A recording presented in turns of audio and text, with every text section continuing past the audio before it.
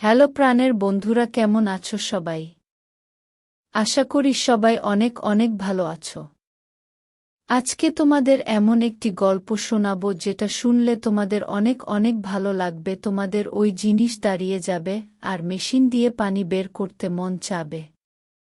তোমরা যারা আমার সাথে কথা বলতে চাও তারা চ্যানেলটি সাবস্ক্রাইব করে ভিডিওটি শেষ পর্যন্ত মনোযোগ সহকারে দেখুন। ভিডিও চলাকালীন অবস্থায় আমার নাম্বার স্ক্রিনে দিব। তাহলে চলুন শুরু করা যাক। আমাদের বাড়িতে আমি আর আমার স্ত্রীর ছোট বোন মানে আমার শালি আর আমার শাশুড়ি এই চারজন থাকি। শুরুতে সবকিছু ছিল স্বাভাবিক। আমি ভেবেছিলাম এই বাড়িতে জীবন শান্তভাবেই কাটবে। কিন্তু ধীরে ধীরে বুঝতে পারলাম এই বাড়ির পরিবেশে শুধু হাসি আর গল্প নয়, আরও কিছু আছে যা আমাকে অদ্ভুতভাবে টেনে নিচ্ছে। আমার স্ত্রী খুব ব্যস্ত থাকে, সারাদিন অফিসের কাজ আর বাড়ির দায়িত্বে ডুবে। আমি প্রায় বিকেলে একা বসে থাকি। তখন শালি এসে পাশে বসে গল্প শুরু করে। তার চোখে একরকম দুষ্টু হাসি থাকে, যেটা আমার মনকে অজান্তেই আনন্দ দেয়। একদিন বিকেলে বৃষ্টি হচ্ছিল। আমি বারান্দায় বসে চা খাচ্ছিলাম।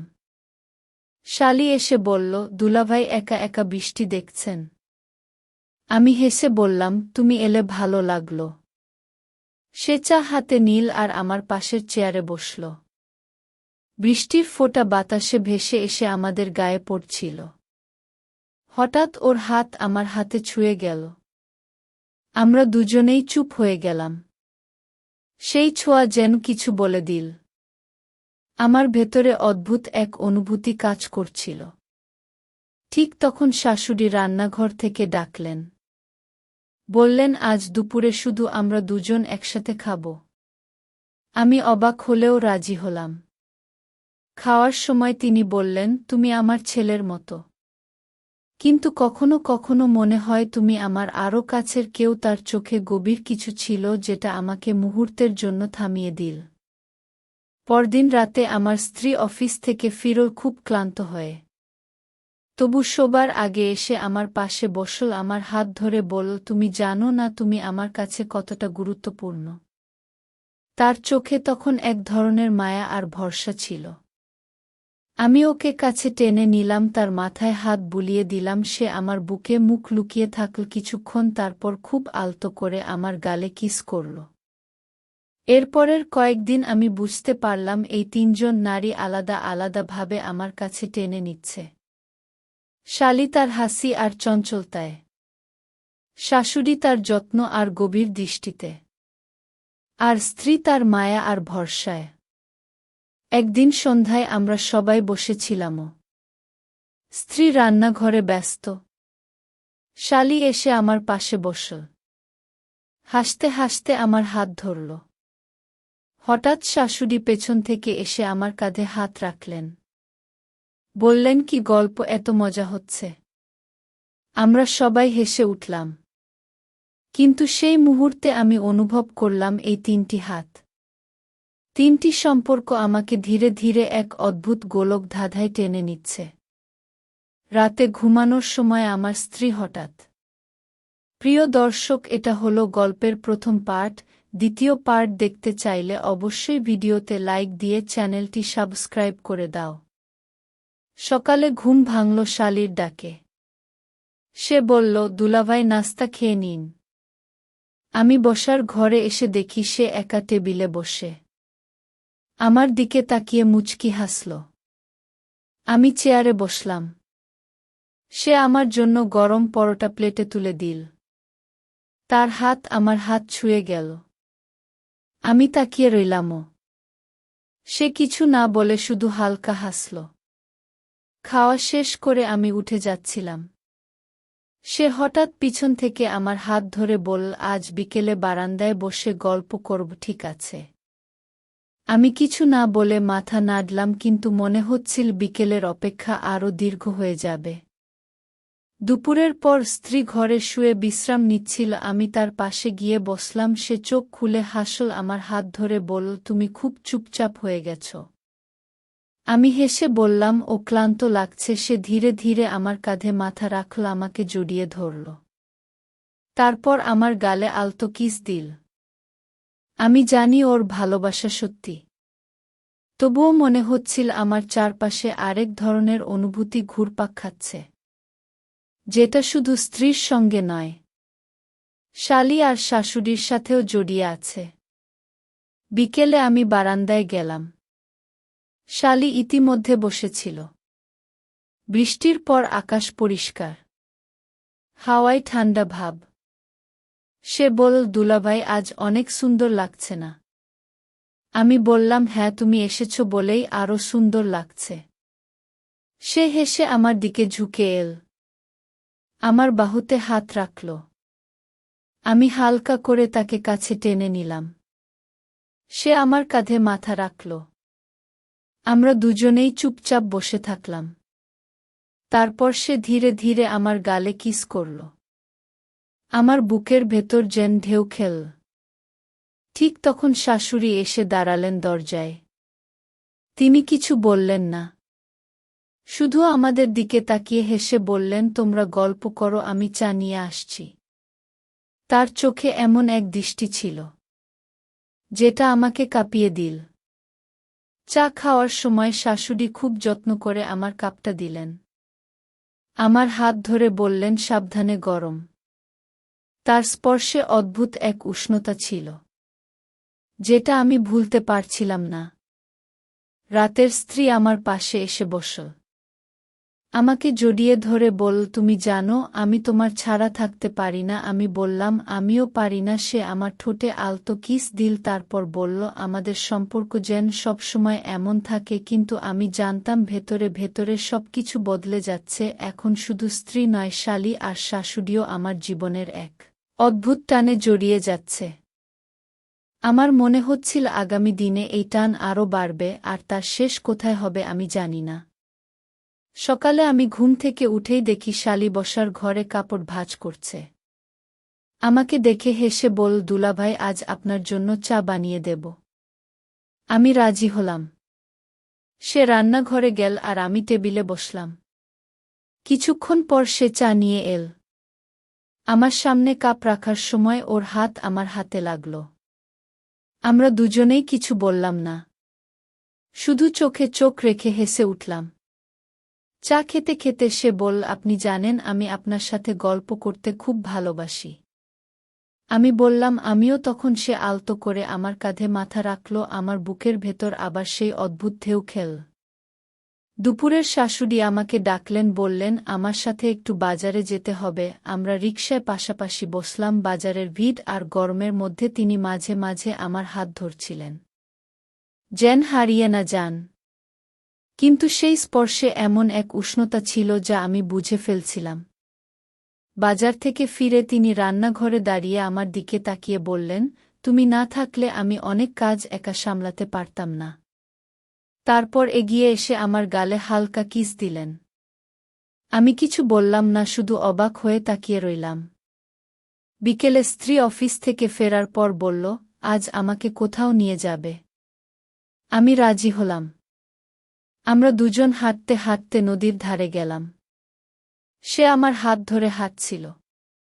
হঠাৎ থেমে আমার বুকে মুখ লুকিয়ে বলল, তুমি আমার সবকিছু। তারপর ধীরে ধীরে ঠোঁটে কিস দিল। আমার মনে হচ্ছিল আমি এখন এক গোলকধাঁধার মধ্যে, যেখানে প্রতিটি পথে আলাদা টান আছে। শালী তার হাসি আর দুষ্টুমিতে, শাশুড়ি তার যত্ন আর গভীর দৃষ্টিতে, আর স্ত্রী তার ভালোবাসা আর ভরসায়। তিন দিক থেকেই আমি জড়িয়ে যাচ্ছি। সন্ধ্যায় বারান্দায় বসেছিলাম। হঠাৎ শালী এসে বলল, দুলাভাই, চোখ বন্ধ করুন। আমি চোখ বন্ধ করতেই সে আমার কপালে কিস করল। তারপর হেসে বলল, আপনি খুব ভালো মানুষ। আমি তার চোখের দিকে তাকিয়ে শুধু হাসলাম। ঠিক তখনই শাশুড়ি এসে দাঁড়ালেন। তিনি কিছু না বলে আমাদের দুজনকে দেখে হেসে উঠলেন। তারপর বললেন, চলো সবাই মিলে রাতের খাবার খাব। তার সেই হাসিতে যেন অনেক কিছু লুকিয়েছিল। রাতে স্ত্রী ঘুমোতে যাওয়ার আগে আমাকে পেছন থেকে জড়িয়ে ধরল। তার উষ্ণ শরীর আমার গায়ে লাগছিল। সে ফিসফিস করে বলল, তুমি সবসময় আমার থাকবে, প্রতিশ্রুতি দাও। আমি কিছু বললাম না, শুধু তার কপালে কিস দিলাম। কিন্তু আমার ভেতরে চলছিল এক অদ্ভুত টানাপোড়েন। আমি জানতাম সামনে আরও বড় কিছু ঘটতে যাচ্ছে। যা এই তিনজন। আমি বারান্দায় বসে চা খাচ্ছিলাম। হঠাৎ শালি এসে বলল, দুলাভাই, আজ রোদটা খুব সুন্দর লাগছে। আমি বললাম, হ্যাঁ, আর তোমার মুখেও যেন সেই আলো পড়েছে। সে হেসে আমার পাশে বসল। চায়ের কাপে হাত বাড়াতে গিয়ে তার আঙ্গুল আমার আঙ্গুলে ছুঁয়ে গেল। আমরা কিছুক্ষণ চুপচাপ বসেছিলাম। তারপর সে ধীরে ধীরে আমার দিকে ঝুঁকে আমার কাঁধে মাথা রাখল। তার চুলের গন্ধ যেন পুরো মন ভরে দিল। আমি আলতো করে তার কাঁধে হাত রাখলাম। সে ফিসফিস করে বলল, আপনি জানেন আমি আপনাকে অনেক পছন্দ করি। আমার বুকের ভেতর কেমন যেন গরম হয়ে উঠল। ঠিক তখনই শাশুড়ির ডাক শোনা গেল। আমি উঠে বসার ঘরে গেলাম। তিনি আমাকে বললেন বাজারে নিয়ে যেতে। আমরা রিকশায় পাশাপাশি বসলাম। হাওয়া বইছিল। তিনি মাঝে মাঝে আমার দিকে তাকিয়ে হাসছিলেন। বাজারে পৌঁছে তিনি আমার হাত ধরে বললেন, বিদে হারিয়ে যাবেন না। তার হাতের উষ্ণতা যেন মন কাঁপিয়ে দিল। বাজার শেষে ফেরার পথে তিনি বললেন, তুমি না থাকলে আমি অনেক কাজ সামলাতে পারতাম না। তারপর বাড়িতে ফিরে রান্নাঘরে দাঁড়িয়ে আমার দিকে ঝুঁকে আমার গালে আলতো কিস দিলেন। আমার বুকের ভেতরে অদ্ভুত এক স্পন্দন তৈরি হল। তার চোখে এমন এক দৃষ্টি ছিল যা আমি ভুলতে পারছিলাম না। দুপুরে স্ত্রী ফিরে এল। সে কিছুটা ক্লান্ত ছিল। আমি তার জন্য ঠান্ডা পানি নিয়ে গেলাম। সে বসে আমার হাত ধরে বলল, তুমি ছাড়া আমি কিছুই করতে পারি না। তারপর আমাকে জড়িয়ে ধরে ঠোঁটে নরম কিস দিল। তার উষ্ণতা আমার গায়ে ছড়িয়ে পড়ছিল। বিকেলে আমি একা বসেছিলাম। শালি এসে বলল, চলেন ছাদে যাই। আমরা ছাদে গিয়ে আকাশ দেখছিলাম। সে হঠাৎ আমার হাত ধরে বলল, আপনি যদি আমার দুলাভাই না হতেন তাহলে হয়তো আমি আপনাকে ভালোবাসতাম। আমি চুপচাপ তার হাত শক্ত করে ধরলাম। সে আমার বুকে মাথা রেখে দাঁড়িয়ে রইল। তারপর আমার গালে হালকা কিস দিল। ঠিক তখন নিচ থেকে শাশুড়ির ডাক এলো। আমরা নেমে এলামও। তিনি বললেন, রাতের খাবার আমরা সবাই একসাথে খাব। খাওয়ার সময় তিনজনই আমার দিকে আলাদা আলাদা ভাবে তাকাচ্ছিল। আমার মনে হচ্ছিল আমি একসাথে তিনটি জগতে আটকে আছি। রাতের খাবারের পর স্ত্রী বলল, আজ তুমি আমার সাথে বারান্দায় বসবে। আমরা বসে চাঁদের আলো দেখছিলাম। সে আমার কাঁধে মাথা রাখল। তারপর আমার কানে ফিসফিস করে বলল, তুমি শুধু আমার। বললাম হ্যাঁ, কিন্তু মনে মনে জানতাম এই কথাটা পুরো সত্য নয়। ঘুমানোর আগে শাশুড়ি আমার ঘরে এসে বললেন, তোমার সাথে একটু রাতটা প্রায় ঘুম হয়নি। শাশুড়ির কথাগুলো বারবার মনে হচ্ছিল। তার চোখের সেই গভীরতা আর কপালের কিস আমার ভেতরে অদ্ভুত অনুভূতি তৈরি করছিল।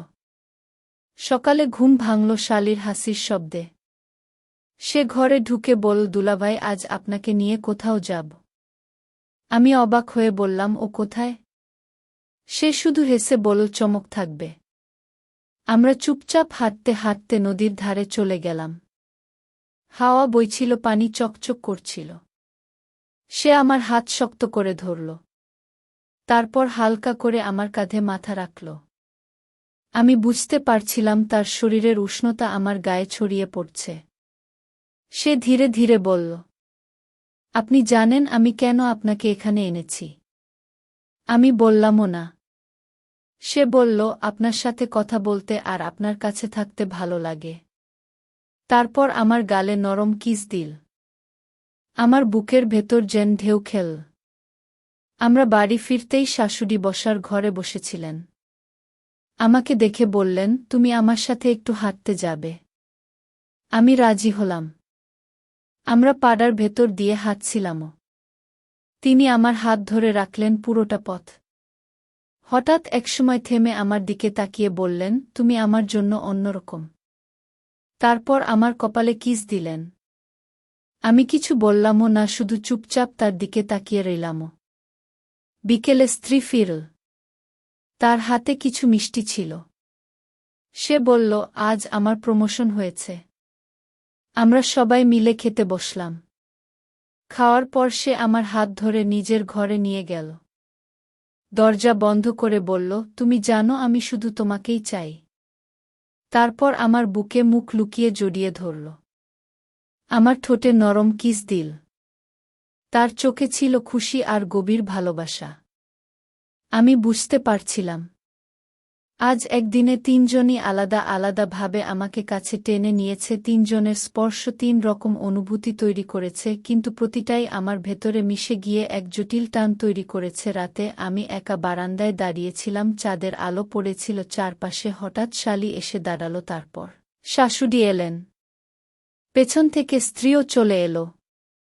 তিনজনই আমার চারপাশে দাঁড়িয়ে, তিনজনে হাসছে।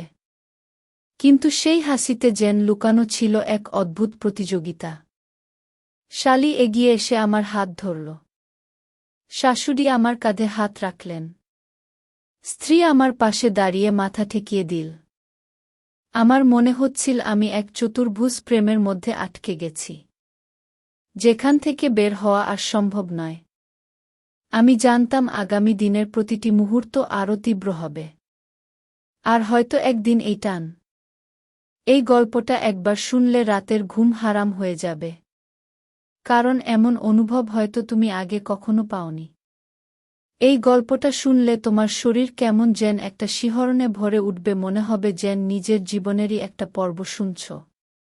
তাই চোখ বন্ধ করে মন দিয়ে শোনো, আর যদি ভালো লাগে তাহলে একটা লাইক দিও, চ্যানেলটা সাবস্ক্রাইব করে পাশে থেকো, বেল আইকনে চাপ দিও যেন পরের গল্পগুলো মিস না হয়। আমার নাম শুভ, আমার বয়স 2-5 বছর। 2 বছর আগে আমার মা মারা যান। মায়ের অভাব যেন প্রতিদিন আমাকে একটু একটু করে ফাঁকা করে দিচ্ছে। শুধু শূন্যতা আর দীর্ঘশ্বাসে দিন কেটে যাচ্ছিল। কিন্তু জীবন তো থেমে থাকে না। 4 মাস আগে আমার বাবা আবার বিয়ে করলেন, একজন অল্প বয়সী মেয়েকে। আমার সৎ মায়ের নাম মাধুরী। বয়স বেশি না, হবে 2-8 বছর। গরিব ঘরের মেয়ে, বাবা তাকে বিয়ে করলেন দায়িত্ববোধ আর সমাজের চাপে। যেদিন মাধুরী আমাদের ঘরে এলেন, সেই প্রথম দিনেই আমি থমকে যাই। সাদা শাড়ি পরা এক শান্ত মুখের মেয়ে, তার মৃদু হাসি আর গভীর চোখ আমার বুকের ভেতর কেমন জেন করে তুলল। আমি নিজেকে প্রশ্ন করলাম, এটা কি মা নাকি কেউ আরেকজন? তার উপস্থিতি যেন আমাদের ঘরের পরিবেশটাই বদলে দিল। একদিন বাবা বাড়িতে ছিলেন না, আমি বসেছিলাম আর মাধুরী রান্নাঘরে চা বানাচ্ছিলে। হঠাৎ হেসে বললেন, তুমি কি আমাকে ভয় পাও? শুভ। আমি চমকে তাকিয়ে দেখি তার চোখে এক অদ্ভুত কোমলতা। রান্নাঘরের গরমে ঘামে ভেজা তার শরীর, সাদা শাড়ি একটু সরে গেছে। আমি চোখ ফেরাতে পারলাম না। ভিতরে ভিতরে এক অচেনা অনুভূতি, জানি এটা ঠিক না, কিন্তু শরীর তো আর নিয়ম মানে না। মনের গভীর থেকে কেমন একটা টানটান লাগছিল, যার ব্যাখ্যা আমি নিজেও খুঁজে পাচ্ছিলাম না। মাধুরীর বলা কথাটা আমাকে থামিয়ে দিল। তুমি কি আমাকে ভয়?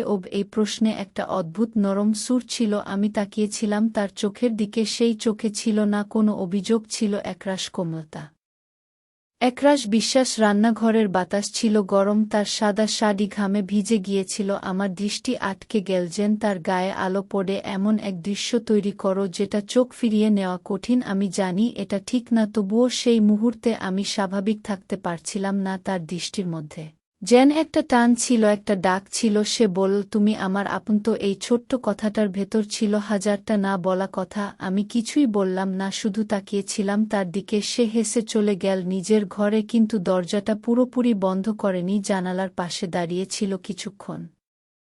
আমার ভেতরে কেমন যেন ঝড় উঠেছিল, মাথা কাজ করছিল। রাত গভীর হতে লাগল, ঘরের ভেতর নিঃশব্দ পরিবেশ। আমি বিছানায় শুয়ে থাকলেও মনে হচ্ছিল যেন মাধুরীর পাশে বসে আছি। তার গন্ধ যেন আমার ঘরে ছড়িয়ে পড়েছে, একটা টান আমি অনুভব করছিলাম যেটা আর অস্বীকার করা যাচ্ছিল না। রাত তখন প্রায় 12টা বাজে। বাড়ির চারপাশ একদম নিস্তব্ধ। আমি ঘুমাতে পারছিলাম না। বিছানা ছেড়ে উঠে এলাম বারান্দায়। হালকা হাওয়া বইছে, চাঁদের আলো চারপাশ ভেসে যাচ্ছে। হঠাৎ দেখি মাধুরী বারান্দার এক কোণায় দাঁড়িয়ে আছে। তার দিকে পেছন থেকে তাকাতেই কেমন একটা অনুভূতি হচ্ছিল। সে ধীরে ঘুরে তাকাল। চোখে ক্লান্তি নেই বরং এক ধরনের প্রশান্তি। সে বলল, শুভ, তুমি এখনো ঘুমাওনি? আমি মাথা নেড়ে জানালাম, না। সে বলে, মাঝে মাঝে মন চায় নিজের সঙ্গে একা থাকতে। তুমি কি কখনো এই অনুভূতিটা পাও না? আমি কিছু বলিনি, শুধু তাকিয়েছিলাম তার চোখে। সে তখন বলল, তোমার চোখ অনেক কথা বলে শুভ। তুমি অনেক কিছু ভাবো কিন্তু বলো না। আমি একটু ঘাবড়ে গিয়েছিলাম, তবুও চুপ থাকলাম। সে একপাশে সরে দাঁড়াল, বলে, চলো ভেতরে যাও, ঠান্ডা লেগে যাবে। ভেতরে ঢুকে সে হালকা আলো জ্বালাল। তার শাড়ি ঢিলেঢালা ছিল, আর সেই আলোর ভেতর শরীরের রেখাগুলো স্পষ্ট হয়ে যাচ্ছিল। আমি জানতাম এখানে দাঁড়িয়ে থাকাটা ঠিক না, তবুও আমি সরতে পারছিলাম না। সেই মুহূর্তটা একরকম ঘোরের মতো ছিল। ঘরের ভেতর একদম নিঃশব্দ। মাধুরী ধীরে ধীরে এগিয়ে এল টেবিলের দিকে। চুলগুলো এলোমেলো ছিল। আমি দাঁড়িয়েছিলাম দরজার কাছে। সে একবারও রাগ দেখাল না, বরং তার মুখে ছিল এক ধরনের মায়া। সে বলল, শুভ, তুমি এখনো এখানে? আমার চোখে চোখ পড়তেই সে ভয় পেয়ে না। তুমি যদি কিছু মনে না করো তাহলে কিছু বলবো না। আমি ভিতরে ঢুকে একপাশে বসে পড়লাম। সে চুপচাপ চায়ের কাপ সামনে রাখল। ঘরের বাতাসে হালকা লেবুর গন্ধ, তার চুল থেকে যেন ভেসে আসছিল একটা শান্ত ঘ্রাণ। আমরা অনেকক্ষণ চুপ ছিলাম, তবে কথা না বলেও যেন অনেক কিছু বলে দেওয়া হয়েছিল। মনে হচ্ছিল শব্দের প্রয়োজন নেই। আমরা একে অপরের মন বুঝতে পারছিলাম। মাধুরী একসময় উঠে গেল নিজের বিছানা। আমি কিছুক্ষণ বসে থেকে ফিরে এলাম নিজের ঘরে, কিন্তু সেই রাত আর আগের মতো ছিল না। আমার ভিতরে অনেক কিছু বদলে গিয়েছিল। একটা অস্বীকার করা অনুভূতি চেপে বসেছিল। এই সম্পর্কটার কোনো নাম ছিল না, তবুও মনে হচ্ছিল কোথাও কিছু জেগে উঠেছে, যা একদিন না একদিন মুখ বের করবেই। পরদিন সকাল ছিল অন্যরকম। চোখ খুলতেই দেখি মাধুরী রান্নাঘরে কাজ করছে।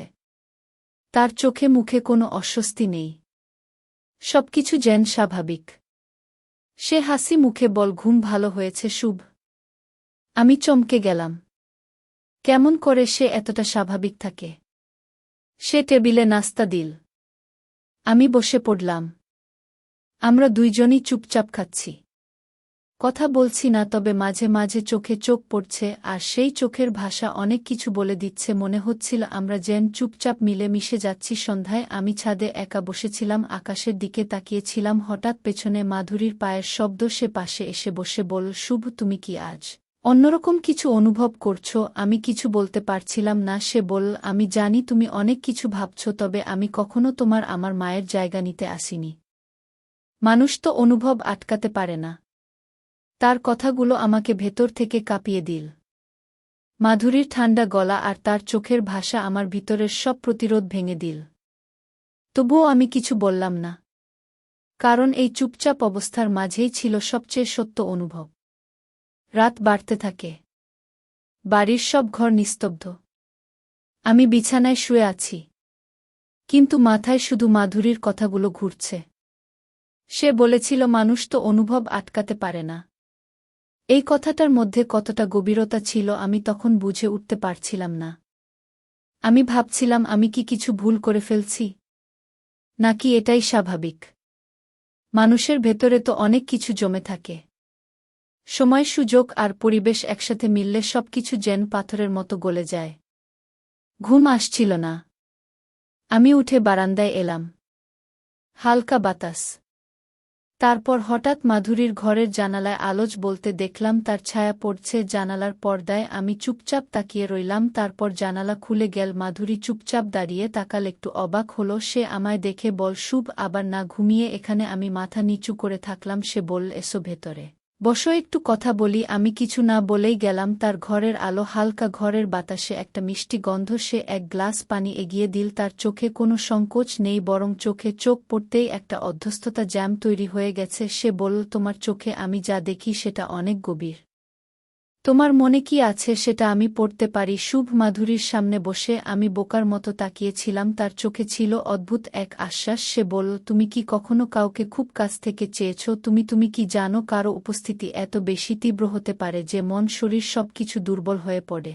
আমি কিছু বললাম না। সে হাত বাড়িয়ে আমার হাত ধরল। হাতটা গরম ছিল, কোমল ছিল, কিন্তু তাতে ছিল এক ধরনের স্পর্শ যেটা শব্দে বোঝানো যায় না। আমি তাকিয়েছিলাম তার চোখে। সে বলল, আমি জানি এই সম্পর্কটাকে কেউ মেনে নেবে না, তবুও সবকিছু কি সমাজ দেখে হয়? শুভ, সবকিছু কি নিয়মে চলে? আমরা কি মনকে আটকে রাখতে পারি? সবসময় তার কণ্ঠে কাঁপন ছিল না, বরং ছিল একরকম স্বীকারোক্তির আত্মবিশ্বাস। আমার গলা শুকিয়ে যাচ্ছিল, কিন্তু তার হাত ছাড়াতে ইচ্ছা করছিল না। আমরা অনেকক্ষণ চুপ করে বসে রইলাম। রাত গভীর হতে লাগল। ঘড়ির কাঁটা যেন থেমে গেছে। বাইরের হাওয়ায় একটা অজানা সুর, আমার মাথায় যেন একটা ঘোর মাধুরীর স্পর্শ আমার চেতনা গিলে নিচ্ছিল। তবুও আমি নিজেকে আটকাতে পারছিলাম না। রাত কেটে গেল। আমি নিজের ঘরে ফিরে আসলেও ঘুমাতে পারিনি। মাথা ভরে ছিল মাধুরীর ছোঁয়া, তার কথা, তার দৃষ্টি। ভোরের আলো জানালা দিয়ে ঢুকছিল। আমি বারান্দায় এলাম, দেখি মাধুরী বাগানে গাছের পানি দিচ্ছে। সে একবার আমার দিকে তাকিয়ে হালকা হাসি দিল। সেই হাসি অন্যরকম, সেই হাসি যেন একটা গোপন চুক্তির ইঙ্গিত। আমি নিচে এলাম। সে বলে, ঘুম হয়নি বুঝি? আমি মাথা নেড়ে বললাম না।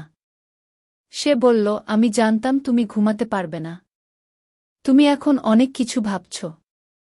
তবে নিজেকে দোষ দিও না শুভ। আমি কিছু বলতে পারলাম না। সে জল ঢালছিল ফুল গাছে। তার আঙ্গুলে জল পড়ে চিকচিক করছিল। সেই দৃশ্য আমার মনে গেঁথে গেল। আমরা একসাথে চা খেলাম। সে বলল, আমি তোমার উপরে কিছু চাপ দিতে চাই না। তোমার মন যা চায় তুমি তাই করো। আমি শুধু পাশে থাকতে চাই। তার এই কথাগুলো এক ধরনের স্বস্তি এনে দিল, তবে সঙ্গে সঙ্গে একটা জটিল অনুভব। আমি জানতাম এই পথ সহজ নয়, কিন্তু পিছিয়ে যাওয়ার উপায়ও ছিল না। দিন কেটে যাচ্ছে। মাধুরী আর আমার সম্পর্কটা আর আগের মতো নেই। চোখে চোখ পড়লেই একটা মৃদু হাসির শব্দ ছাড়াও কথা হয়ে যায়। বাবা এখন প্রায় বাইরে থাকেন, আর সেই ফাঁকে আমি আর মাধুরী একসাথে অনেক সময় কাটাই। একসাথে বসে গল্প করি। মাধুরী রান্না করে, আমি পাশে বসে থাকি। তার কাজের ভেতরেও একটা সৌন্দর্য আছে। তার চলাফেরায় কোমলতা, তার চোখে গভীর কিছু। সে বলতো, তোমার মায়ের মতো আমি নই, তবে আমি চেষ্টা করি।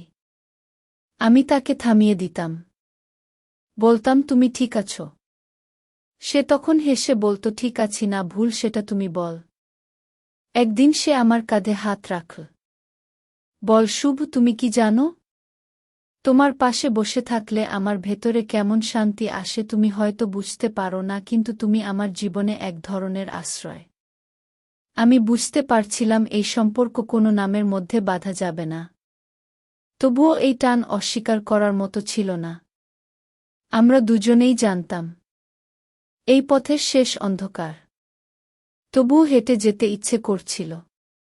সন্ধ্যাবেলা বাড়ির ছাদে আমি আর মাধুরী পাশাপাশি বসে। আকাশে চাঁদ উঠেছে, তার আলো পড়ছে মাধুরীর মুখে। সে বলল, শুভ, তুমি কি কখনো বুঝেছ আমাদের সম্পর্ক কোথায় দাঁড়িয়ে? আমি চুপ ছিলাম। সে বলল, আমি তোমার কিছু চাই না, শুধু তুমি জানো আমি আছি। তুমি জানো আমি অনুভব করি, এটাই আমার শান্তি। আমি বললাম, তুমি কি কখনো মনে করো আমরা ভুল পথে যাচ্ছি? সে হেসে বলল, ভুল কি আর সঠিক কি? তুমি যদি ভালোবাসো তাহলে সেটাই তো যথেষ্ট। তার কণ্ঠে ছিল আত্মবিশ্বাস। তার চোখে ছিল সত্য। আমি তাকিয়েছিলাম শুধু তার দিকে। তাকে ছুঁতে ইচ্ছে করছিল, কিন্তু আমি জানতাম এই ছোঁয়া অনেক কিছু বদলে দিতে পারে। সে নিজেই হাত বাড়িয়ে আমার হাত ছুঁয়ে বলল, আমি জানি তুমি দ্বিধায় আছো। তোমার মনে প্রশ্ন অনেক, কিন্তু একটা কথা মনে রেখো, শরীর নয়, মনই বেশি জটিল। যদি মন এক হয় তাহলে শরীর আর বাধা হয়ে দাঁড়ায় না। তার এই কথায় আমি ভেতরে ভেতরে নরম হয়ে যাচ্ছিলাম। তার স্পর্শে আমি ভুল যাচ্ছিলাম সব নিয়ম। রাতের হাওয়া একটু একটু করে ভারী হয়ে উঠছিল। আমরা তখন ছাদের একপাশে বসে কথা হচ্ছিল না, তবুও মন কথা বলছিল। মাধুরী আমার হাত ধরে রেখেছিল। তার চোখে ছিল অদ্ভুত এক প্রশান্তি। আমি কিছু বলতে যাচ্ছিলাম, কিন্তু সে থামিয়ে দিল। বল শুভ, আমি জানি তুমি ভাবছ এটা পাপ, কিন্তু বলতো পাপকে ঠিক করে কে নির্ধারণ করে কোনটা ঠিক কোনটা ভুল? আমরা কি মনকে অস্বীকার করতে পারি? তুমি যদি সত্যিভাবে অনুভব করো তাহলে সেটা কি শুধু ভুলের মধ্যেই পড়ে? আমি কিছু বলতে পারছিলাম না, তবে মাধুরীর প্রতিটা কথা আমার ভিতরের কাঁপুনিকে থামিয়ে দিচ্ছিল। সে বলল, আমি তো চাইনি এমন হোক, তবুও আমি নিজেকে আটকে রাখতে পারিনি। তুমি যখন আমার দিকে তাকাও আমার মনে হয় আমি বেঁচে আছি। সেই মুহূর্তে আমি বুঝতে পারলাম আমি আর পেছনে ফিরতে পারব না। এই টান শুধু শরীরের নয়, এটা মনেরও। এই অনুভব কখন যে প্রেম হয়ে গেছে আমি জানি না। মাধুরী আমার দিকে এগিয়ে এল। তার কপালের চুলগুলো বাতাসে উঠছিল। সে বল, শুভ, তুমি যদি একটু আমাকে চাই তবে আর দুশ্চিন্তা করো না। আমরা একসাথে থাকুক যেমন ভাবে থাকি, শুধু একে অপরকে বুঝে। আমি মাথা নিচু করে চুপ করেছিলাম, তবুও মনে মনে তার কথাগুলো বারবার ঘুরে আসছিল। রাত অনেক গভীর, আকাশে অল্প মেঘ, তারাদের আলম। আমরা একসাথে বসেছিলাম ঘরের জানালার ধারে। মাধুরীর কণ্ঠস্বর মৃদু হয়ে এসেছিল। সে বলল, শুভ, তুমি কি এখনো দ্বিধায় আছো? আমি বললাম, না। সে বলল, তাহলে চোখ বন্ধ করো। আমি চোখ বন্ধ করতেই সে আমার কাঁধে মাথা রাখল। তার নিঃশ্বাস আমার ঘাট ছুঁয়ে যাচ্ছিল। শরীরটা কেঁপে উঠল, কিন্তু তবুও একটা স্বস্তি কাজ করছিল। সে বলল, তোমার পাশে বসে আমি সব ভুলে যেতে চাই। তুমি আমার জীবনে আসার পর অনেক কিছু বদলে গেছে। তুমি আমার শূন্য সময়গুলোকে ভরিয়ে দিয়েছ। তুমি শুধু আমার সৎ ছেলে না, তুমি একজন মানুষ যার স্পর্শে আমি নিরাপদ বোধ করি। তার এই কথাগুলো আমার বুক কাঁপিয়ে দিল। আমি ধীরে তার মুখের দিকে তাকালাম। তার ঠোঁটে ছিল একটুখানি কাঁপুনি, চোখে ছিল অদ্ভুত এক আবেগ। সে ধীরে এগিয়ে এল। আমি জানি না কিভাবে কি হল, কিন্তু তার ঠোঁট আমার ঠোঁট ছুঁয়ে গেল। সে চুম্বন ছিল না কামনা, সে চুম্বন ছিল একটুখানি নীরবতার ভাষা। আমরা কিছু বললাম না, শুধু একটা মুহূর্তের জন্য সময় যেন থেমে গিয়েছিল। তারপর সে মাথা নিচু করে বলল, আমি জানি তুমি কিছু ভাবছ, তবে আমি আর নিজেকে আটকে রাখতে পারিনি। তার সেই চুম্বনের পর আমি কিছুই বলিনি। আমরা দুজনেই অনেকক্ষণ চুপ ছিলাম। তার মাথা ছিল আমার বুকে। আমার বুকের শব্দ হয়তো সে শুনতে পাচ্ছিল। সে চোখ বন্ধ করে বলল, শুভ, তুমি যদি চাও আমি এই মুহূর্তে সবকিছু ভুলে যাব। আমি যদি তোমার জন্য অন্যায় হয়ে থাকি তাহলে আমাকে ভুলে যাও। আমি ধীরে তার মুখের দিকে তাকালাম।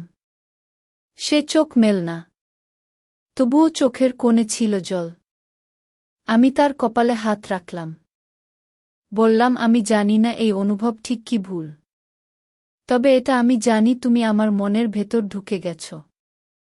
সে হেসে বলল, আমি কিছু চাই না, শুধু চাই তুমি সত্যি বল, তুমি কি আমা চাও?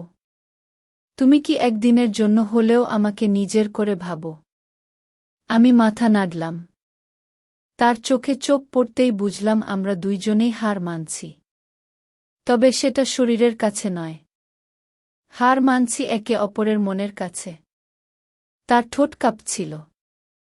সে বলল, আমি আজ ঘুমাতে পারব, কারণ আজ আমি জানলাম তুমি আমায় বোঝো। এটাই আমার সবচেয়ে বড় শান্তি। রাত কেটে সকাল হল, তবুও আমার মাথায় তখনও তার ঠোঁটের ছোঁয়া, তার কণ্ঠস্বর, তার দৃষ্টি, সবকিছু একসাথে ঘুরছিল। আমি আয়নার সামনে দাঁড়িয়ে নিজেকে দেখছিলাম। মনে হচ্ছিল আমি আগের আমি নেই। আমার চেহারায় এখন আর শুধু অভাব বা শোক নেই, এখন সেখানে কিছু একটার প্রত্যাশা আছে। মাধুরী সকালে রান্না করছিল। আমি চুপচাপ বসে তার কাজ দেখছিলাম। সে ঘুরে তাকিয়ে হেসে বলল, শুভ, তুমি এমন চুপ কেন? আমি কিছু বললাম না। সে এসে আমার পাশে বসে বলল, তোমার চোখে আজ অন্যরকম কিছু দেখছি। আমি বললাম, আমি নিজেকেও ঠিক চিনতে পারছি না। তুমি আমায় বদলে দিচ্ছ মাধুরী। সে হেসে বলল, বদলে দেওয়া মানে খারাপ নয়, তুমি অনুভব করতে শিখছ। আমরা একসাথে নাস্তা করলাম, তারপরে সে ধীরে আমার গাল ছুঁয়ে বলল, তুমি জানো শুভ, প্রথম দিন যখন তোমায় দেখেছিলাম তখনই বুঝেছিলাম আমাদের মাঝখানে কিছু একদিন হবে। তুমি হয়তো অস্বীকার করবে, তবে মনের কথা লুকিয়ে রাখা যায় না। সেদিন আমি জানতাম মাধুরী শুধু একজন সৎমা নয়, সে এক আত্মা যার সাথে আমার আত্মার যোগাযোগ হয়ে গেছে। সন্ধ্যা হঠাৎ বাবা ফিরে এলেন। আমরা একটু অবাক হয়ে গেলাম, কারণ তিনি আগে জানাতেন। আজকে কিছু বলেননি। মাধুরী একটু অস্বস্তিতে পড়ে গেল, তার মুখে একটা চাপা ভয়। আমি বাবার সঙ্গে স্বাভাবিকভাবে কথা বললাম। সে আমাকে জিজ্ঞেস করো, সব ঠিক তো? আমি বললাম, হ্যাঁ সব ঠিক। রাতের খাওয়ায় তিনজন একসাথে বসেছিলাম।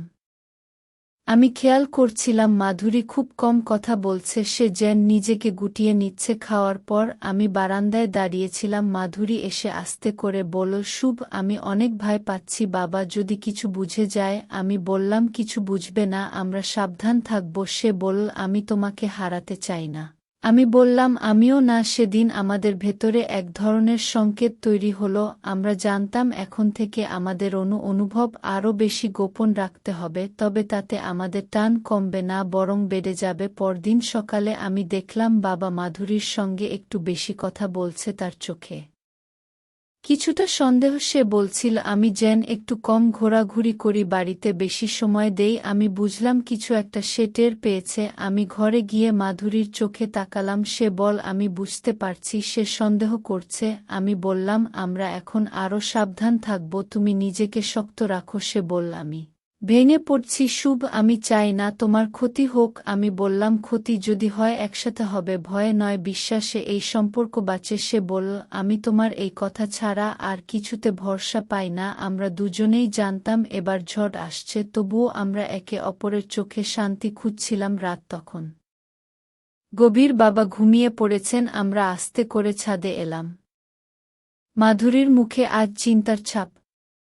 আমি বললাম, তুমি কিছু বলছো না কেন? সে বলল, শুভ, আমি ভয় পাচ্ছি আমাদের সম্পর্ক সমাজের চোখে অপরাধ। তুমি কি কখনো একটুও কষ্ট পাও না?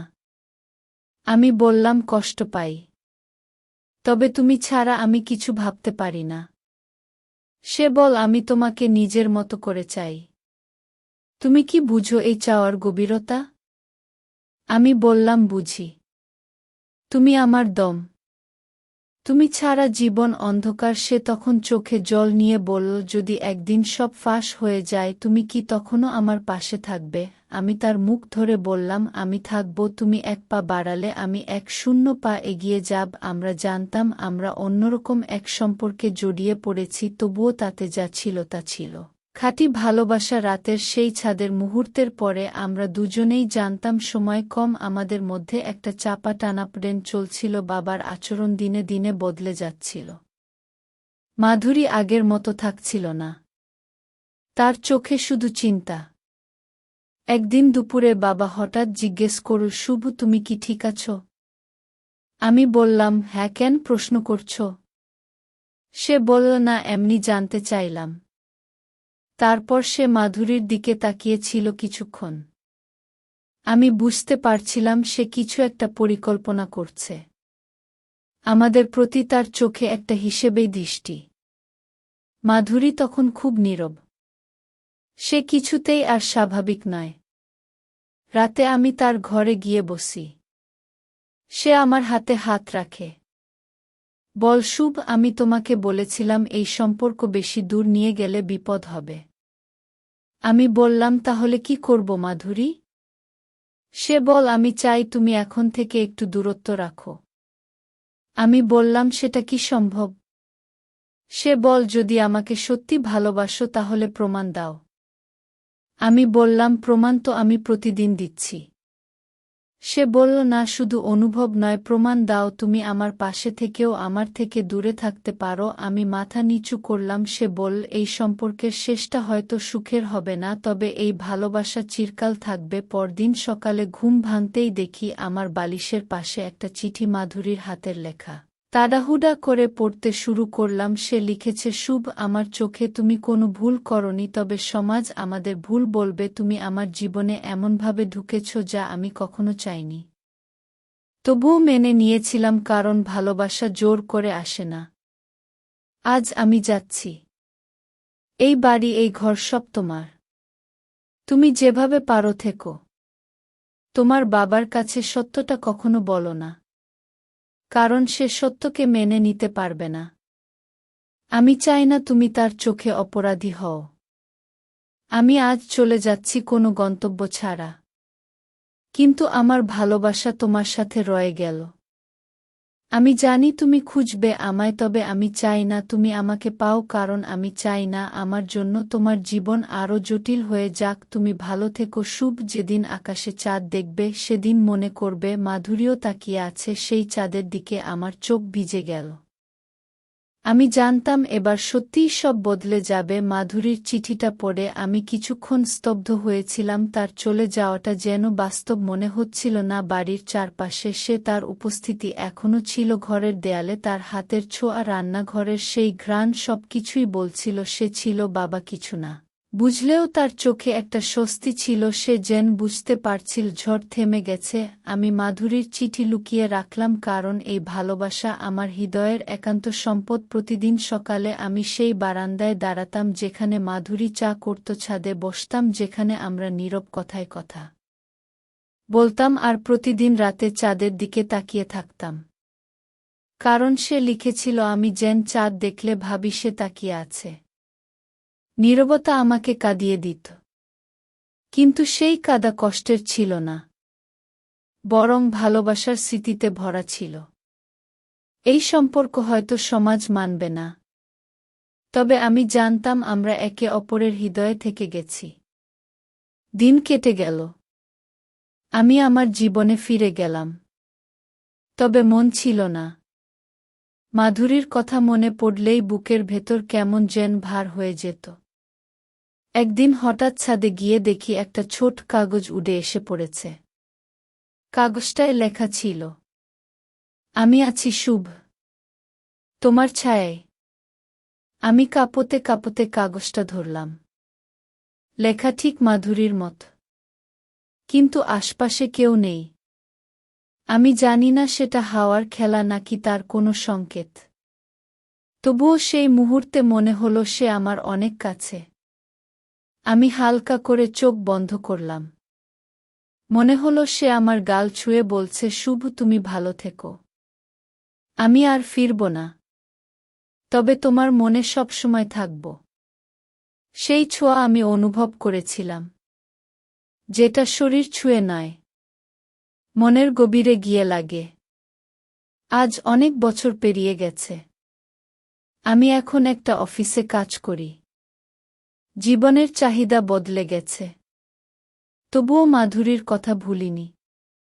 প্রতিদিন রাতে একবার চাঁদের দিকে তাকাই। মনে হয় সে আমার দিকে তাকিয়ে আছে। সে যেখানেই থাকুক, আমি জানি তার হৃদয়ে এখনো আমি আছি। সে হয়তো অন্য কোথাও গিয়ে একটা নতুন জীবন শুরু করেছে। হয়তো কেউ তার পাশে আছে, হয়তো একা।